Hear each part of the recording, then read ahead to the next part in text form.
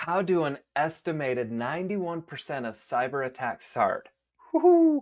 I think I know this one. I'm excited Nice. to hear the answer. I hope I'm right.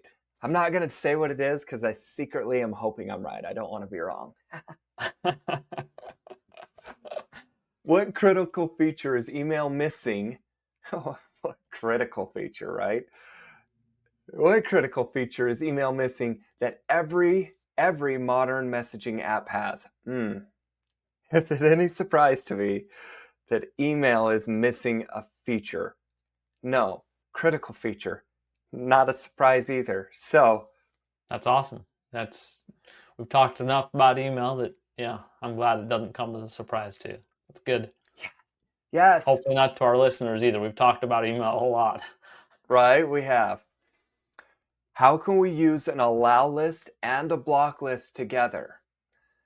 Okay, I'm secretly hoping, I have high hopes for this. I'm hoping that it will make my email more private, more secure. Yes, no, maybe so. Well, that's the idea. That's the idea, yes. Just tried to get a little sneak peek and he didn't even want to give me a facial feature to go off of. I gotta be stoic. I give You were nothing very away. there was nothing given. Lastly, what experiment does Makani want your help with? Okay, Yep. listeners, tune in. Our Master Guardian is asking for help, so let's get his back. We got this. Yeah, Welcome appreciate back that. We and don't. thanks for tuning in. I'm Nick, and this is Super Simple Security Principles. Listen each week and learn how to protect yourself online no matter your skill level.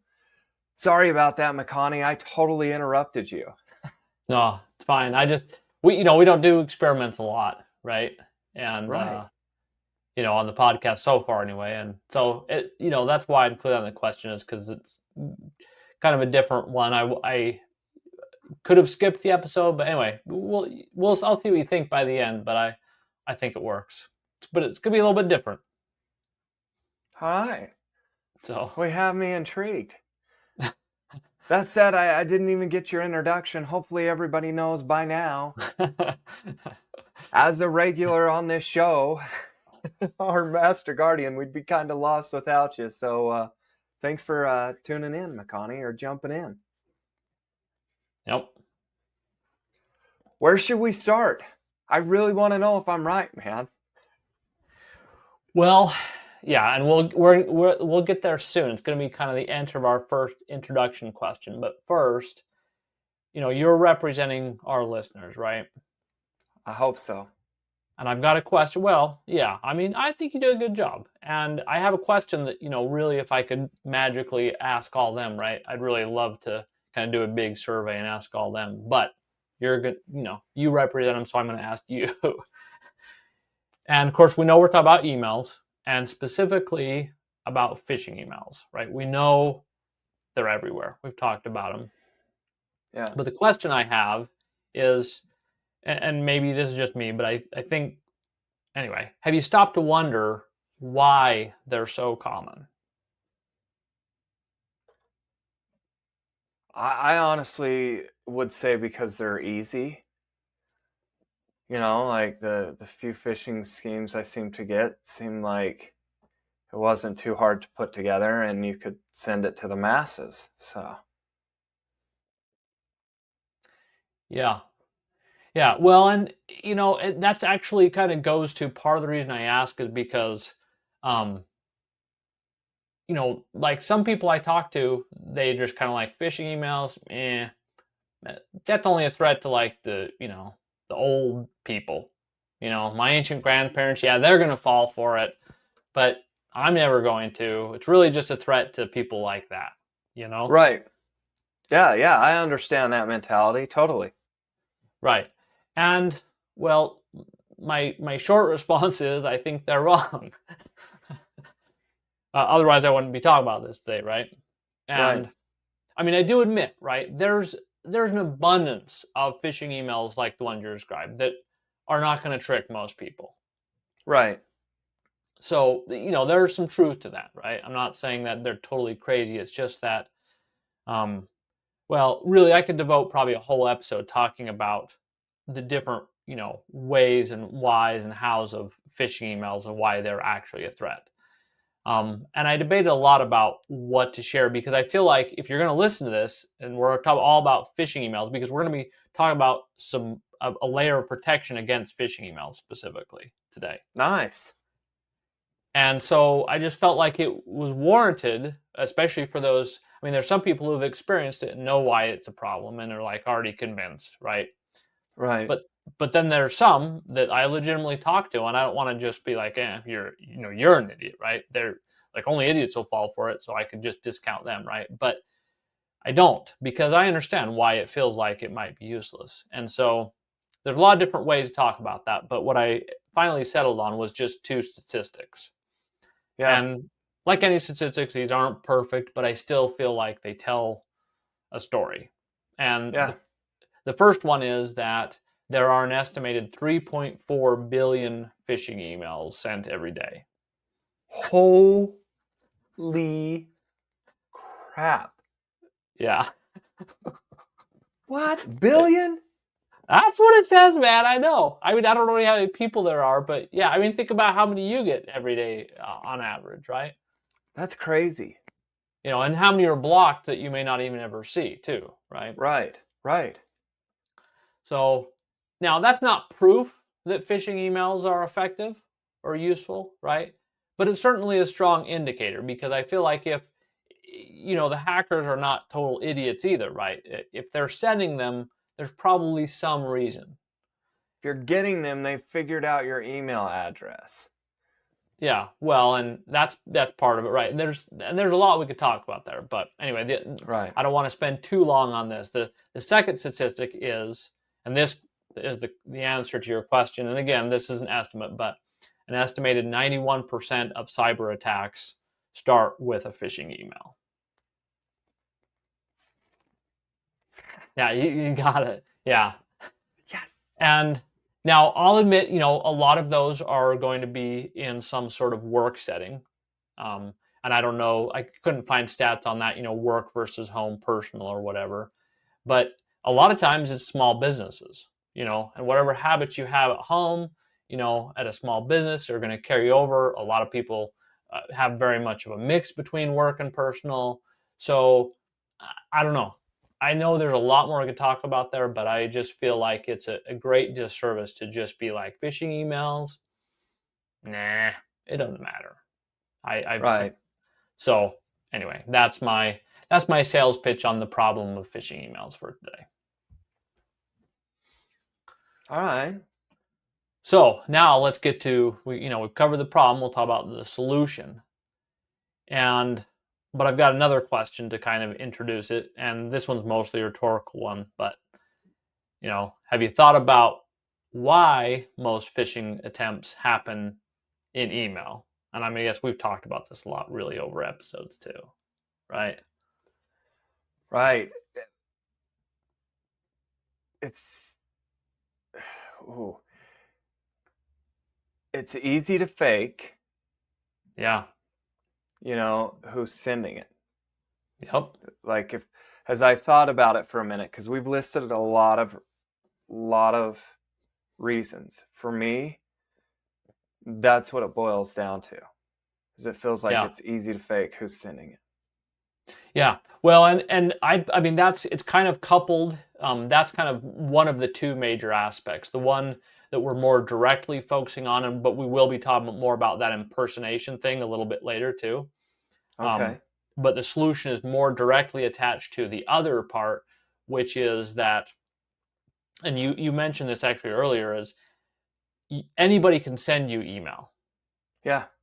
They don't have to know you. They just have to know your email address, or even just guess your email address, which we've talked about Right. before. That there's Right. lots, especially at Gmail, you can guess almost anything and it'll probably be a valid email address, right? And the hackers or scammers, the phishers, they don't have to get your approval before they send you an email. Right. Whereas all the modern messaging apps, WhatsApp, Facebook, Telegram, our favorite, Signal, everything. They have a more sensible approach where before somebody can start sending you messages, they have to do a different step. They have to actually send a request to become a friend or a contact, and that request has to be approved. Yeah. Right? So wouldn't it be awesome if email worked like that too? It would be. It should be. Yeah. Well, and so that's our solution we're talking about today. And Yes. we can't add like a totally 100% true friend system to email, not ourselves, not just adding it on. But I feel like this is part of where the experiment comes in. But I feel like we can add a pretty decent proxy for it that gives a lot of the same benefits. You can have like a bouncer guarding your inbox, letting in only the people you trust. That's a good analogy. I like that one. It's your own Okay, good. personal bouncer. That would be nice, because I get tired of getting, I don't even want the stuff to come in. Exactly. Yeah. So have a bouncer kick them out before they even get to the door. I love it. Yeah. Or as early as we can without modifying the email system itself. There's limitations, but yeah. Okay. So how do we go about adding this friend system? And we're not going to go into a lot of detail because, but what I want to do is give kind of an overview of 3 different categories of options. The first one being there are add-on services that you can pay that work with whatever email you have existing currently, and just basically help you without changing any. I mean, it changes stuff, but you don't have to change your email account. Okay. Okay. You just pay for a service, and we'll get into that more in a minute. But then the second option is switching what email app that you use. And the third option is then actually changing what email provider you use. Okay. And there's different pros and cons to each of them. Right. And are Makes you just sense. okay? I'm You got a thinking you question? got me Okay. going. We're Okay. getting into the meat and potatoes of our show. So yeah. Yeah, exactly. Right. Yeah, and this one's going to be right. There's a little bit technical, right? Right. So with the add-on service, the nice thing about this one is it requires probably the least changes to kind of your email system. And basically, you pay for a service that kind of checks your email before you do, and then acts as that bouncer. With mostly the marketing term they use is screening. They'll screen your email and ask you about each sender that they don't recognize, that you haven't already previously said, yes, I want to receive email from this person, or no, I don't. And there are 2 different email services that I found that offer this. One's called Clean Email, and one's called Mailman. And of course, links for all the things we talk about here will be in the show notes. Excellent. And then the second option is for an app. And I've only actually found one email app that has this feature built in. It's called Spark.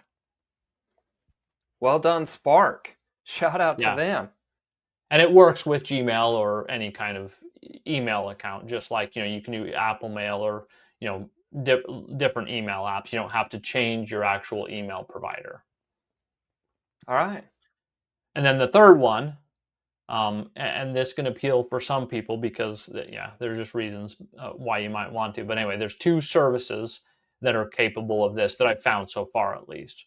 One is Fastmail. We've talked about Fastmail before. Yep. And then there's one that I've never actually used personally, but it has a lot of really cool stuff. It's a very different sort of email service. It's called Hey, as in, hey, how are you? It's just HEY, kind of a funny one. Yeah. And it explicitly supports it, and it's again called screening, and you can go to their website and read up on it. But so that's pretty cool. Fastmail it doesn't actually have it officially built in, but it's got enough power and flexibility that you can, with the pieces that we're going to talk about in a minute, basically mimic a friend system. Okay. And then I wanted to mention Gmail because like Gmail has, I don't even know what crazy percentage of people using it. So I looked really hard to try to figure out a way to kind of add the friend system in Gmail without, the add-on service, without an app, without switching, just like, but unfortunately, there's just no way. They're missing one key feature that we'll talk about in a minute in order to enable it. They could add it, but it's not there right now. Shout So out you to have Google, to, or not a shout out. Let's holler at Google. Pay attention to what we're about to say so that you can fix it. yeah. Well, and I mean, honestly, it'd be cool if they just, I mean, it wouldn't be hard for them to built in, full native support for it. I mean, I really think everybody should, including, I mean, I love Fastmail and I use them, but I would really prefer they actually just add very explicit support for it. Not, I mean, I'm glad they have the flexibility that we can kind of do it ourselves, Yeah. but to me, it's such a fundamental flaw in the email system that there should be, I mean, there's two services, one email client, two providers. That to me, is a real indictment of the whole ecosystem, because I know it's hard to, fix the core email system everywhere. So it was just totally built in, but it's really not that hard to add at least kind of this layer on that still does most of the goodness of a friend system without having to rework the whole ecosystem, if that makes sense. Yeah, I was going to say the whole product, essentially. Yeah. Okay. So, okay. So, any questions before we move on? No, I was going to say let's jump into how we get this set up. Okay.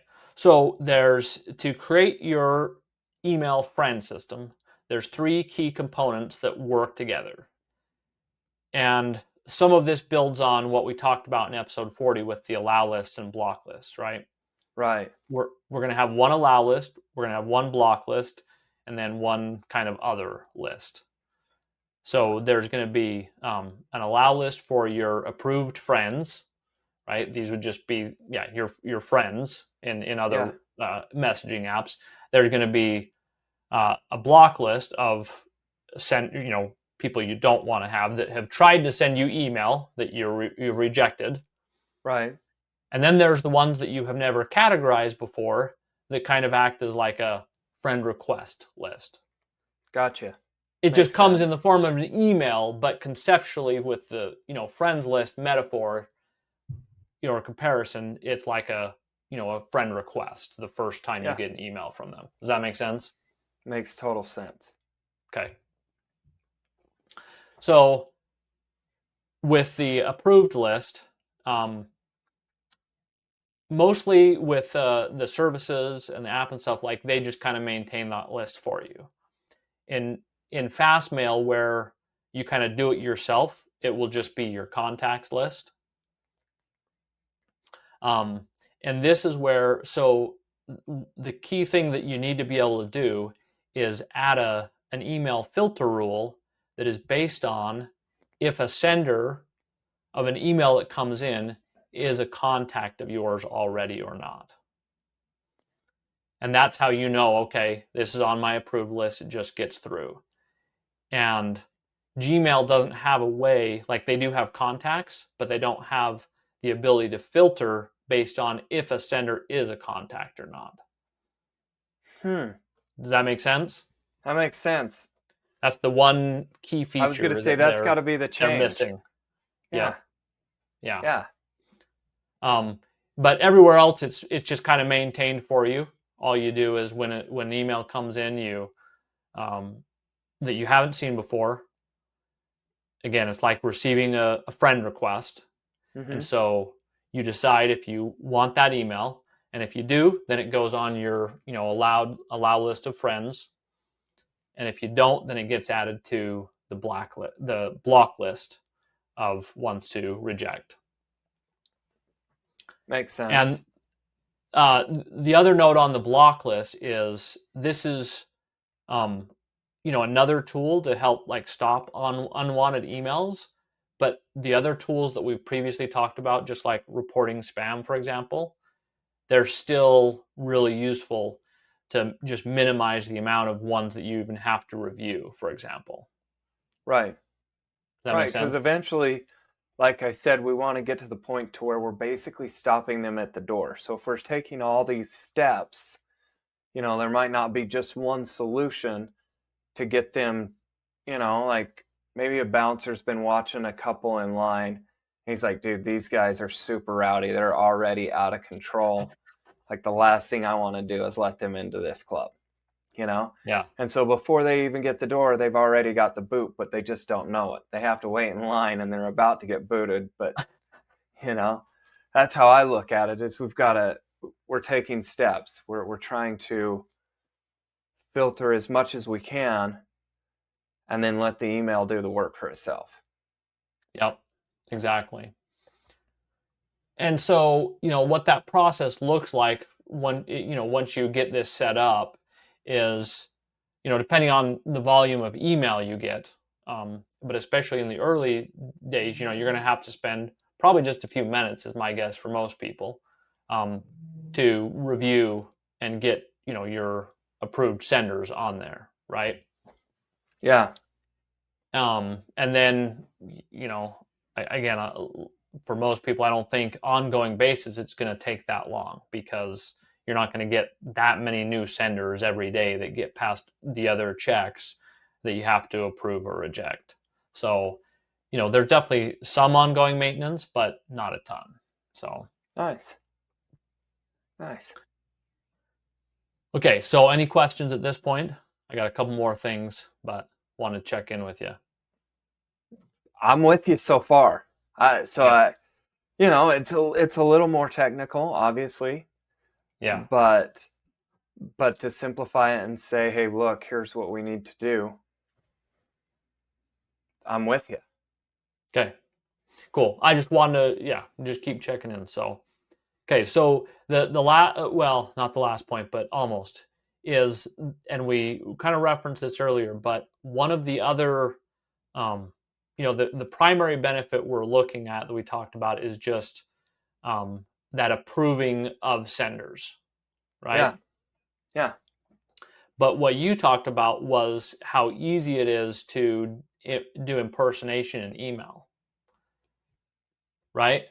And Right. the reason why that is because even though, like, if you look at the exact email address, you know, George at, bob.com or whatever, you can't impersonate that exact email address. Like, that's very difficult.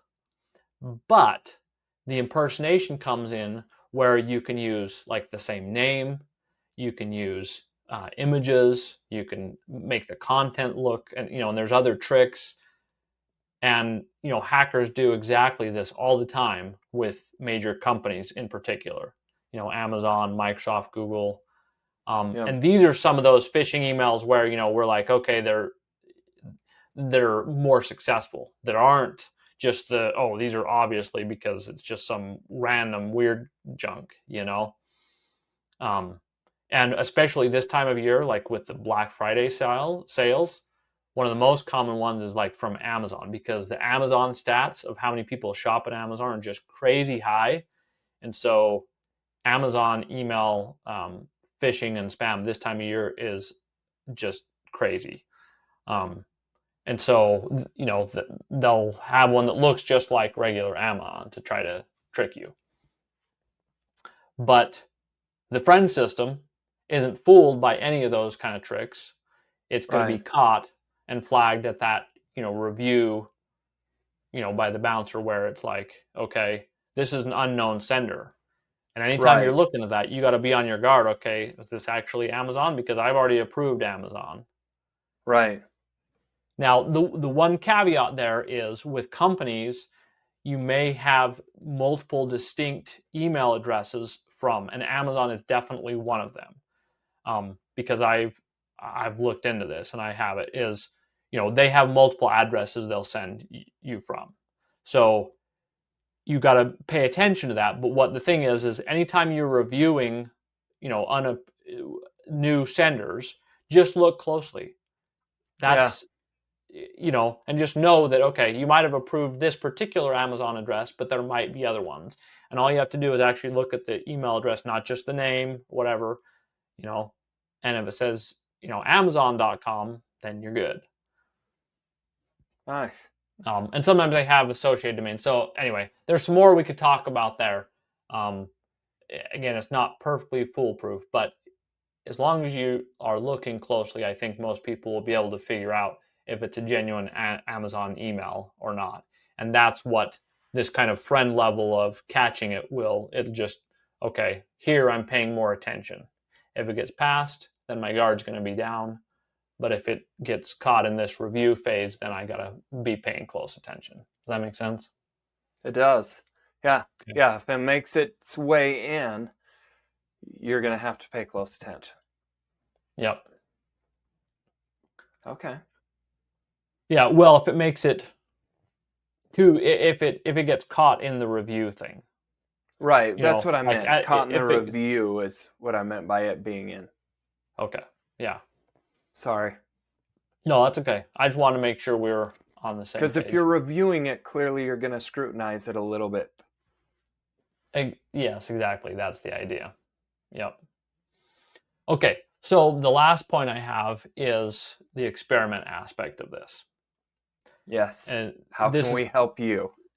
Yeah, well, right. And this is a little bit of my disclaimer, right? Because here's the thing about this email friends strategy. I'm completely confident in the strategy itself. But, I list those 2 email services of the app. I've tinkered with most of them to one degree or another, but I've never actually fully relied on any of them for a long period of time. Yeah. Because this is a problem I solved for myself 13 years ago, and it's very different. And we already covered that in like episode 17. So the reason why we're talking about this though today is I know that the strategy I talked about, that one is not a great fit for everyone. We want to have as many different options to meet different needs and stuff as possible, right? And that approach, it has some awesome things about it, but it can definitely be daunting for some people too. Yeah. And so my hope with this strategy is that it's going to be lighter weight. It's going to be more approachable. It doesn't have all the same benefits as mine does, but it's kind of a 80-20 sort of thing. Like it's a really good solution, I think. But that remains to be seen. And that's where the kind of the experiment is. Like I know the strategy can work, but how easy is it for people? How well do these specific solutions, make it happen for them? And so that's where kind of the experiment and help is, I'm hoping we'll have some listeners and, I talked with Kem. I know he's going to do some experimentation too, to give some of these specific approaches a try so we can, just gather more information. And that's why I didn't narrow this whole thing down to one specific implementation and talked more technical and more kind of the pieces and the options, is because there wasn't one that I was like, yes, everybody should do this, like with our, last episode where we talked about block listing, Yeah. And so that's kind of the difference. Makes sense. But I thought it was awesome enough. It was worth going at anyway, and then we'll move forward and we'll do some follow-up as we gather more experience with this. So your ask is to let listeners know, or let us know, what our successes might be, or how we found this to be of value. Yeah, well, and so it relates to the call to action, right? So the way I see this happening is, I'm going to have, there's going to be a forum post that I'll make, and it'll have, all the services and products I listed. And, day one, I'm not going to have like a guide for each one, but, if I hear back from people, like, I really want to do this one, but I'm having trouble. Can you, give me some instructions? I'll build guides for each of them.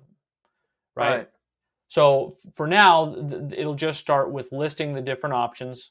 a little bit of information. And I suspect for a lot of people, like they'll just be able to go, okay, I go sign up for the clean email service or the mailman service. And I mean, obviously, the service themselves wants to teach you how and get you going on it. And it's not like none of these are targeted at computer geeks, right? Perfect. So, I mean, I'm hopeful that, even just the link will be enough to get our listeners started and working. I just, I can't say super authoritatively, super confidently that yes, these are all perfect, user friendly, no snags, no bugs, because I just don't have that experience with all of them. Does that make sense? Mm-hmm. Yep. But they look good. Like I'm like, yeah, okay, they're worth trying out. I just can't say I have 13 years of experience with them like I do Fastmail. And yes, I absolutely know they're a rock solid service. Okay.